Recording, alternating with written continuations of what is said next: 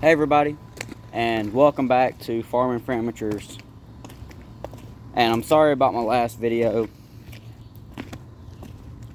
I tried to make a video with my phone only being like 20 something percent, so it went down to 15%. I couldn't use my flash no more. That was why it was such bad quality when I tried to show y'all what food we feed our poultry and all that.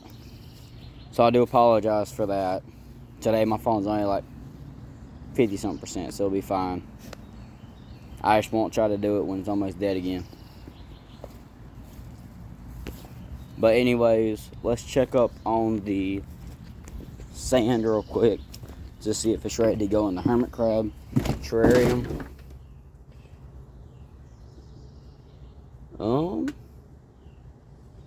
It almost looks good. Let me just get it out real quick. Okay, so for the most part, that's about as clean as it's gonna get.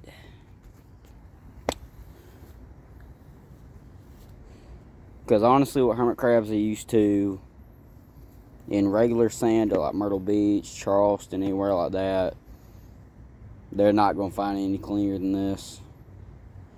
All I did basically was get the bacteria and everything that will hurt them internally. I got it out of the sand with the hose. And if that still isn't enough, I still have another 50 pound in case I need it.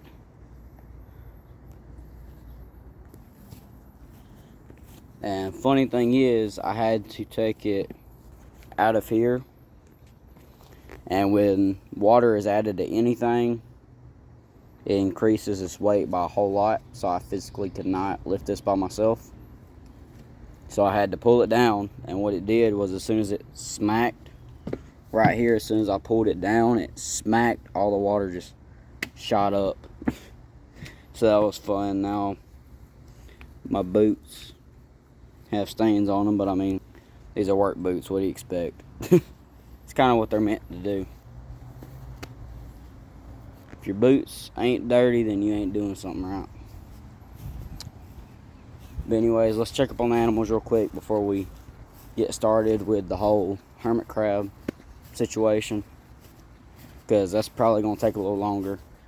So let's just go ahead and get all these animals water, and let's get their bedding switched out, mainly the rabbits, because their bedding hasn't been switched out in about a week and a half.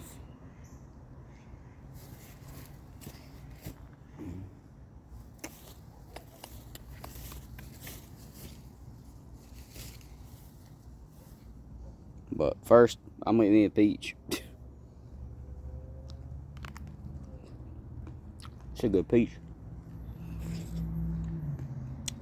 That's amazing. And it's straight from our tree too.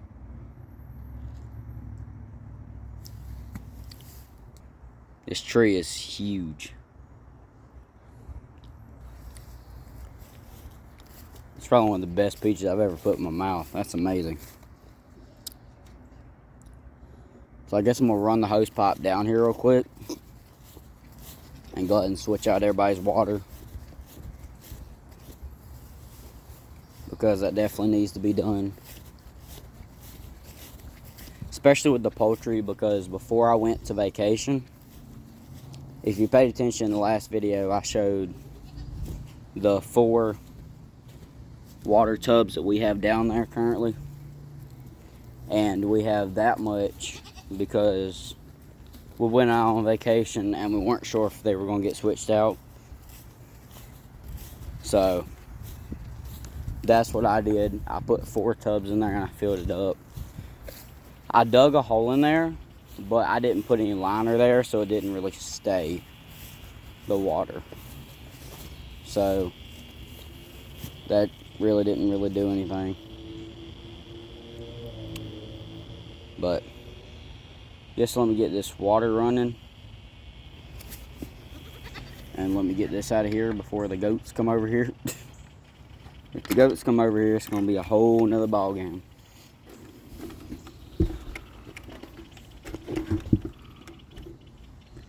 Ooh.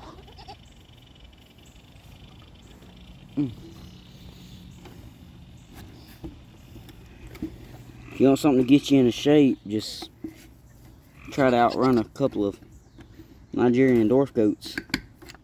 It's not that fun.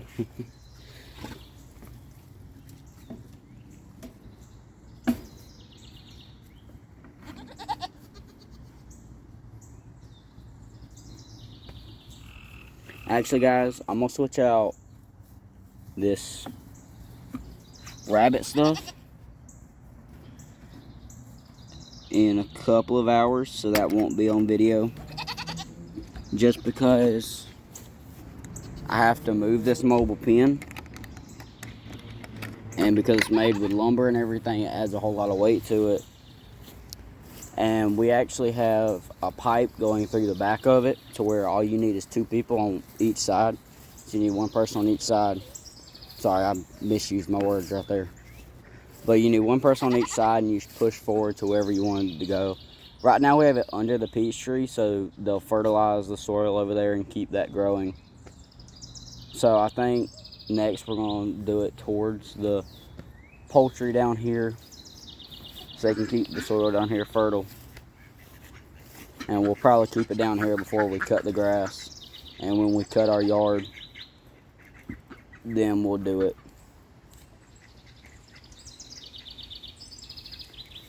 But yeah, I guess let's get started on the poultry. First, I'm gonna check for eggs before I do anything, because I don't want to go in after I already. And he just got in. Come on. Come on.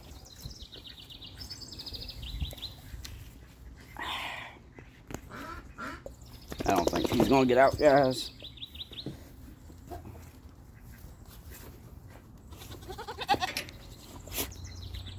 He might. Nope. All I did was just let another one in just now. Great.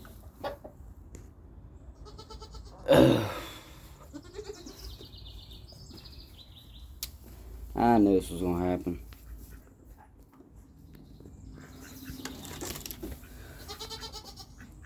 We have us another rat snake. Oh, I knew this was gonna happen. This is just amazing. We have rat snakes in here all the time. And I guarantee you that's why we don't really have any eggs, because I guarantee you their stress level has just skyrocketed, because there's no eggs. Literally no eggs.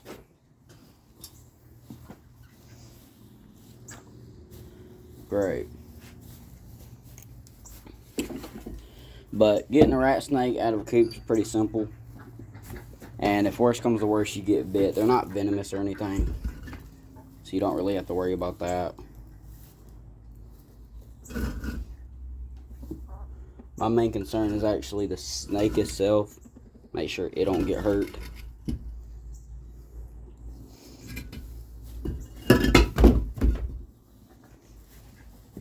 And that joker's big.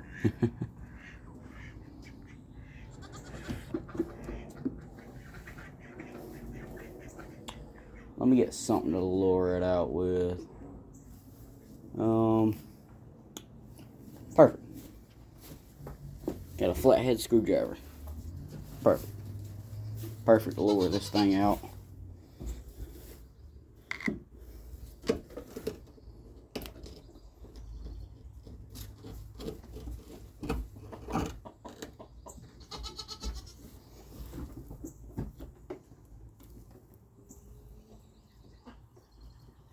So all I'm going to do is slowly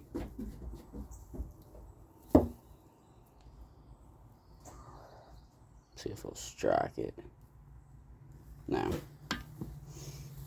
honestly, I think this is the last one that we had, because we have these things pretty frequently with all the poultry. It's about the worst thing you can do right there is get the head right there. Don't really want the head right next to the tail. I want to be able to just grab the tail without the head being in the way. But of course, this snake's gonna be hard-headed, and it's not gonna let me do that. So I guess what I'm doing is I'm just gonna pull this snake out. This snake wants to do that.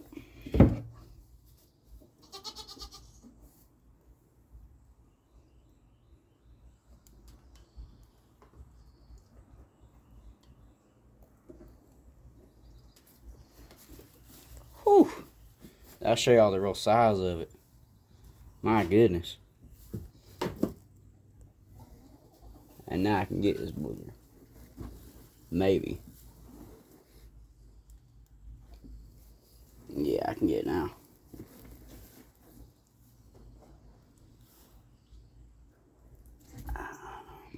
Come on. Work with me.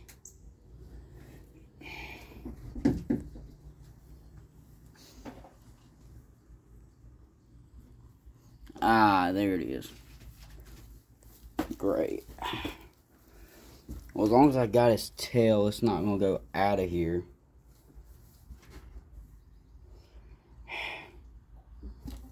Might let go of his tail, though.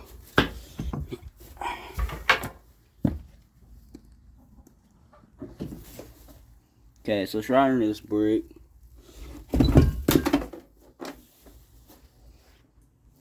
So right now I'm just going to try to pin his head.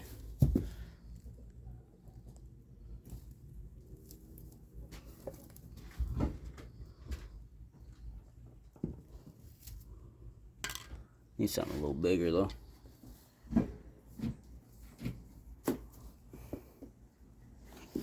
Let's see. This should work perfectly. I love rat snakes.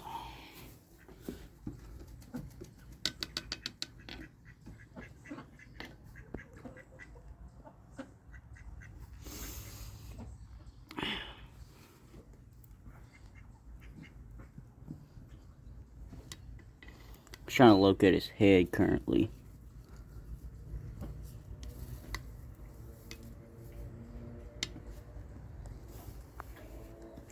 Honestly, guys, I'm about to just knock all these bricks down.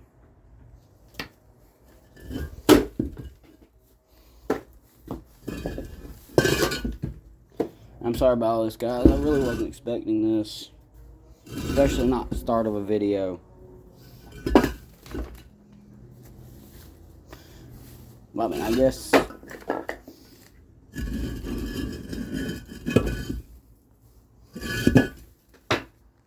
This is pretty interesting, though. I haven't really had to deal with a rat snake in here in a couple of months. So... Thing's fast. Oh. That thing's been pecked a couple of times or something. My dog's over here trying to get in.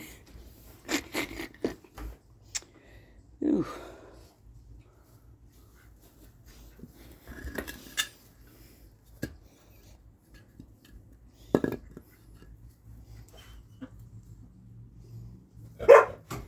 Quit it.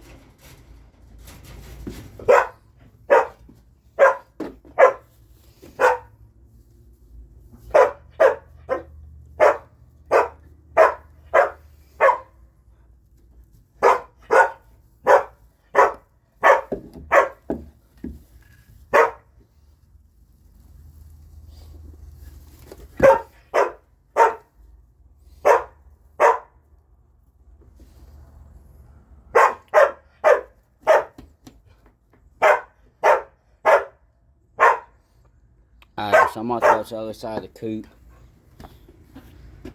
I did not want to have to do this.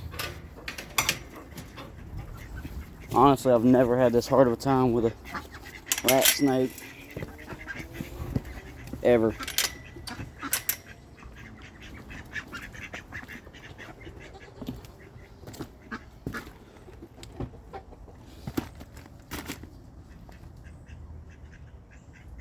Great.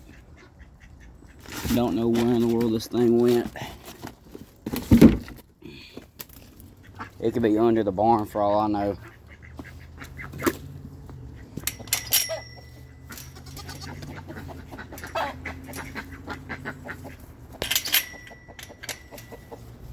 Guess I need to get me a stick while I'm out here.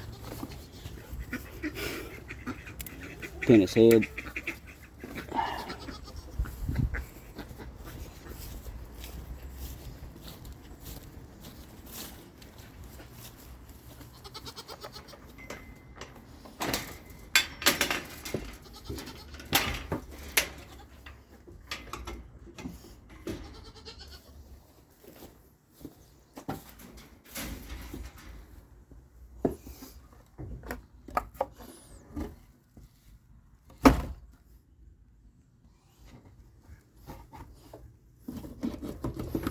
Oh, it went behind the wood.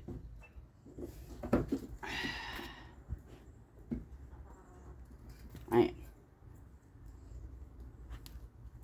Well, if it went behind the wood, would you still try to catch it? Because I'm just going to wait for it to come back out.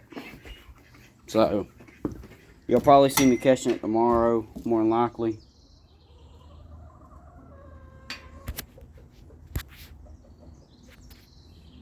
Because in all honesty, I got church in a few hours, and I don't really have time to deal with a rat snake right now.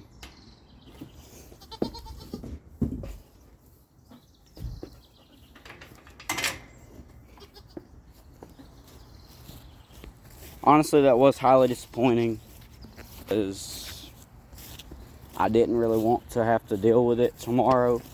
I wanted to just release it across the street in the woods today and get it done and over with, but stuff like that just doesn't happen in the farmer life. You'll always have unexpected stuff.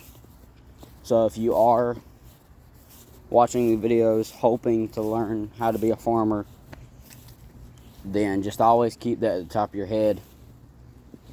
You're never going to expect what's coming. Ever. I thought when I first started getting new animals in and all that, because my family's been dealing with farm animals since I've been born, basically. Since I was like 5, they've been having pigs or whatever. We got gone with them though. Now we got goats and all that. But that's just the kind of stuff you got to deal with. You can't really expect the best. You hope for the best, but you got to expect the worst, so you not have to prepare for it. But I guess I'm going to go get me a bag or something, and I'm going to start picking some crops, and we'll see what we got in today.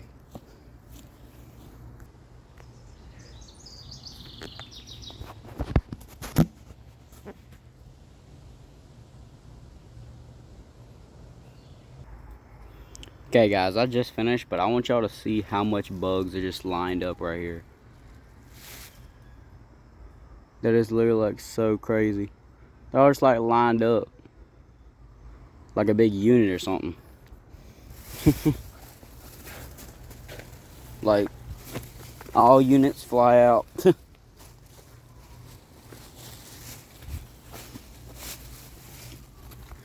But anyway,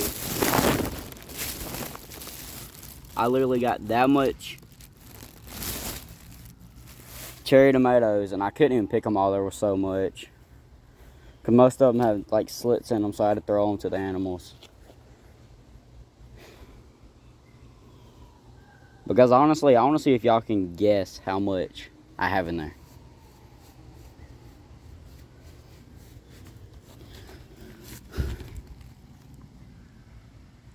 But these are snap beans. Some kids just call them snack beans. Because you got to pick a lot of them to even have enough to make a meal out of them. But it's definitely worth it. These things are so good. So good.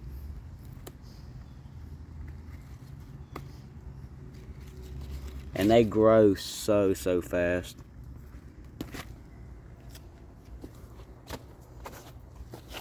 Like, you'll literally get 20 just off of one plant. And you'll get that same exact plant, you'll get another 20 next week. It's crazy.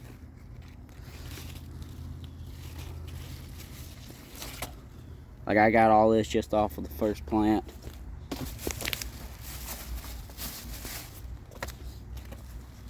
And we have over 20 plants, so if you do them calculations, that's a whole lot of beans.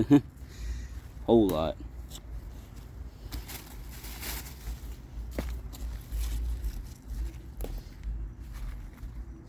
And honestly, we haven't picked these things in a while, so there's a lot of them. I'm not really sure which length they can get to before you like can't eat them. But I mean, it's the same thing with okra. If they get too long to eat, you just cut them down to the length that you can eat them, and then you just eat that part. That's all my family does. Instead of like wasting the entire plant, you either feed it to the animals or you can eat what you can and then feed the rest of it to the animals. We ain't gonna let none of this produce go to waste.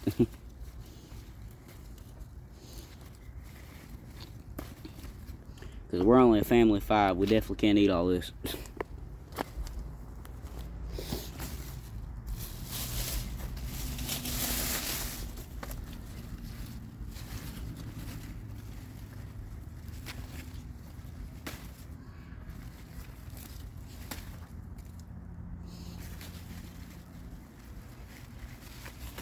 Thing's literally so long it's been growing in the ground. It's crazy.